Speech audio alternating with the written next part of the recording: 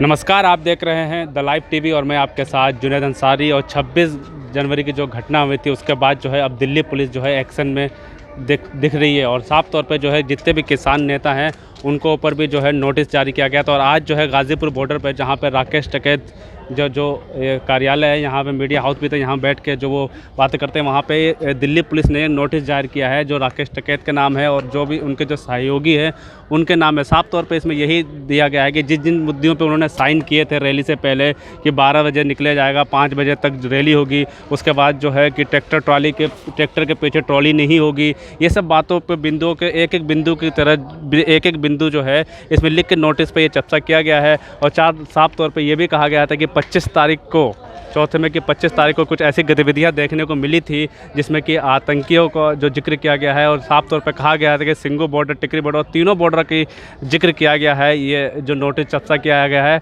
और भी जवाब मांगा है। साफ तौर पे देखा जाए कि 3 दिन के अंदर जो है आपको ये रिपोर्ट जो पेश करनी है, ये जवाब मांगा है। और ये जो नोटिस चर्चा किया है आज इस पर 27 तारीख की तारीख है और आज इस पर चर्चा किया गया है। और साफ तौर पे यही कहा गया है कि सरकार जो है ये राकेश टिकैत हैं या जो भी बड़े नेता हैं जो किसान यूनियन के या जिनके ऊपर एफआईआर हुई है, 3 दिन के अंदर जो है जवाब दें कि क्यों कार्रवाई नहीं होगी आप पर। क्योंकि साफ तौर पे जो है दिल्ली पुलिस का ये भी कहना है कि जिस रूट पे दिया गया था उस रूट पे आप नहीं गए। दूसरी बात, ट्रैक्टर के पीछे ट्रालियाँ भी देखी गई काफ़ी मात्रा पे और ये भी कहा गया था कि कोई भी जानवर ना हो, हालांकि जानवर तो कोई नहीं था। उसके बाद जो हिंसा भड़की है वो हिंसा क्यों भड़की है, साफ तौर पे ये भी एक जवाब मांगा है दिल्ली पुलिस ने।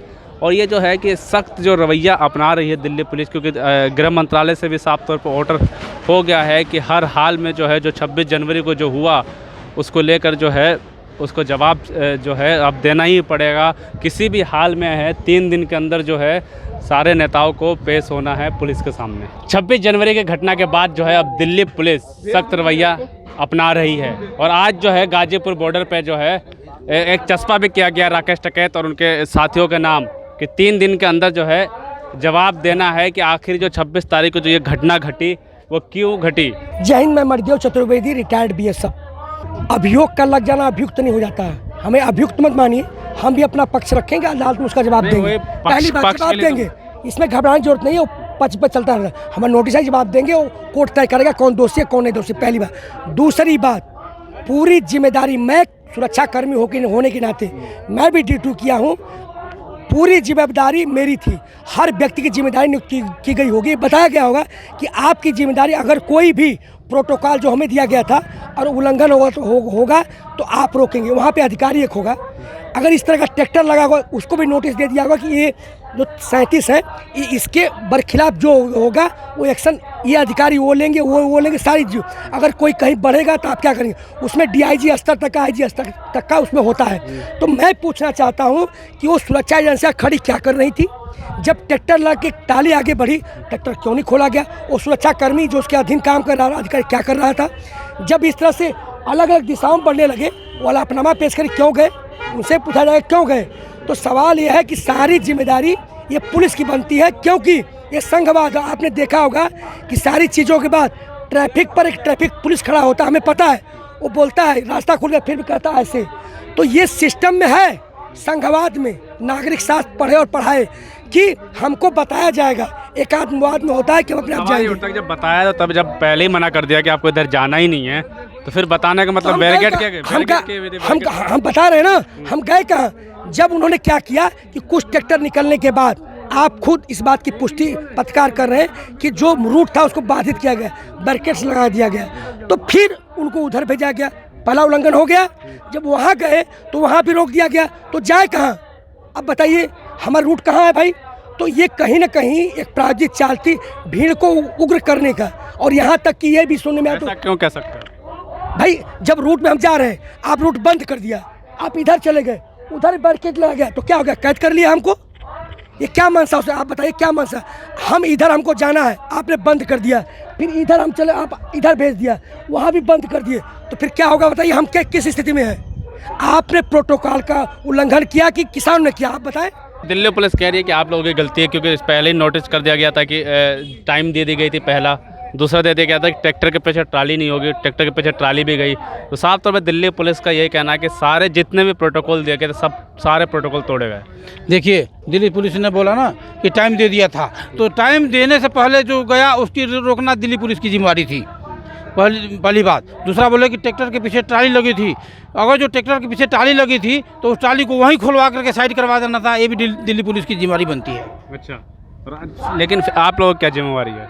हमारी जिम्मेवारी है, लेकिन हमारे पास कोई प्रशासन नहीं है ना, हम जनता हैं, हमारे पास उतना ट्रेनिंग नहीं है, प्रशासन नहीं है। और दिल्ली पुलिस अगर जो इसमें असक्षम थी तो उस CRPF BSF दूसरे जो अर्धसैनिक बोले उनको बुलाना था। तो नोटिस चस्पा हो गया गाजीपुर पे भी, अब कार्रवाई शुरू कर दी है। दिल्ली पुलिस बहुत सख्त, अभी भी देखा थोड़ी देर पहले पूरे जो आंदोलन के बीच में भी चक्कर काटते हुए नजर आ रही है दिल्ली पुलिस। तो क्या लगता है अब 3 दिन के भीतर जवाब देना है आप लोग? बिल्कुल, जवाबदेही किसानों की नहीं बनती है, ज़्यादा जवाबदेही सरकार की बनती है और दिल्ली पुलिस की बनती है, उनकी भी जिम्मेवारी बनती है। उनको तनख्वाह इसी का मिलता है कि वो प्रशासन को बनाए रखें, उन्होंने नहीं बनाया। ये बताइए, टाइम से पहले जो निकला वो हमारा किसान नहीं है, उसको वहीं रोक देना चाहिए था कि भाई टाइम से पहले आप क्यों जा रहे हो, आपका तो ये टाइमिंग है, कैसे वो निकल जाता। दिल्ली पुलिस साफ तौर पर यही कह रही है कि हमने कोशिश की रोकने की, ये आपका रास्ता नहीं है, आप इधर से मत जाइए। 3 बार बैरिकेड्स लगे हैं, 3 बार पत्रकार खुद कह रहे हैं, 3 बार बैरिकेड्स जो रूट था हमारा रोका गया और 3 बार मार्ग को डाइवर्ट किया गया। तो डाइवर्ट क्यों, हमें रूट पर क्यों नहीं जाने दिया गया, क्यों? यही तो जांच का विषय है। तो क्यों नहीं जाने, आपको क्या लगता है क्यों नहीं जाने दिया? बिल्कुल, और दिल्ली पुलिस बताएगी हलफनामे में, हमसे क्यों सवाल, दिल्ली पुलिस से पूछा जाए, हलफनामा में बताएगी ना कि हमने क्यों किया। हमको जो रूट था, हम रूट पे जा रहे थे तो बैरिकेड्स करने की जरूरत क्या थी, क्यों डाइवर्ट किया गया? दिल्ली पुलिस बताए, सरकार बताए, सुप्रीम कोर्ट पूछे, हमसे सवाल क्यों, हम क्यों गए?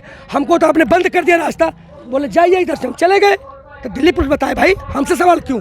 आपके माध्यम से मैं सरकार और दिल्ली पुलिस माननीय सुप्रीम कोर्ट से सवाल कर रहा हूँ। अच्छा। उनसे सवाल पूछा जाए क्यों गए। लेकिन फिर भी अगर मान लीजिए बंद किया गया तो बैरिकेड तोड़े गए, पहुँचे, तो फिर जो लाल किला पे हुआ इस तरह के जो हिंसा हुई दिल्ली में, ये सही लगता है? भाई कौन गया, कैसे गया, सवाल वो लहराओ बात की बात है।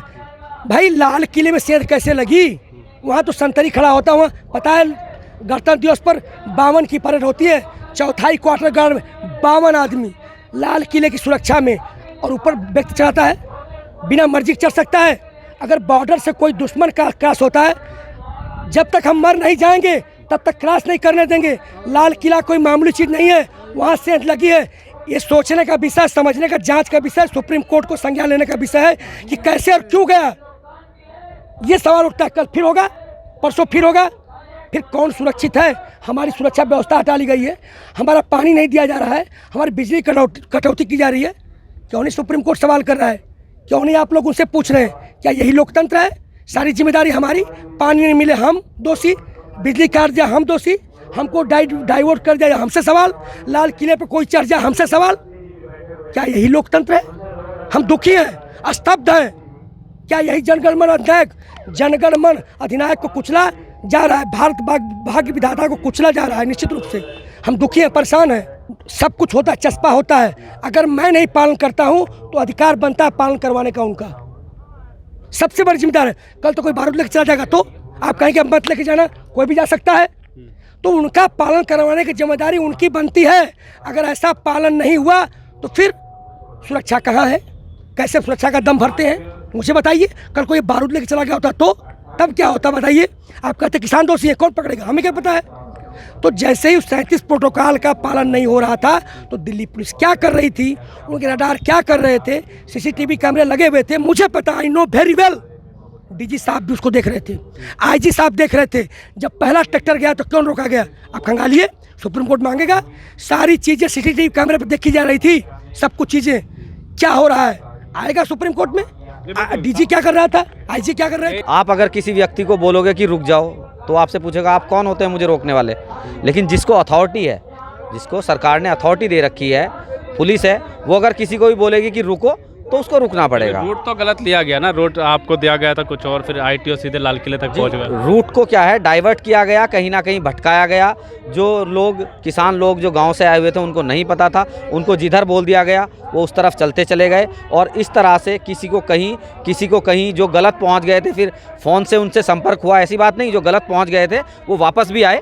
जब उनका अपने नेताओं से, अपने साथ वालों से संपर्क हुआ कि भाई आप कहाँ हो, उन्होंने कहा कि हम तो इस तरफ हैं, तो वो फिर वापस भी आए। तो ये अफरा तफरी का माहौल बनाने में काफ़ी हद तक जो असामाजिक तत्व थे वो, और दिल्ली पुलिस और सरकार भी चाहती थी कि अफरा तफरी मचे और आंदोलन बदनाम हो। देखिए, लाल किला पर जाने का कोई मतलब नहीं उठता है, और लाल किला पर पहुंच गए तो इसका मतलब कि प्रशासन में कमी है, प्रशासन सक्षम नहीं है और सरकार उसके काबिल नहीं है।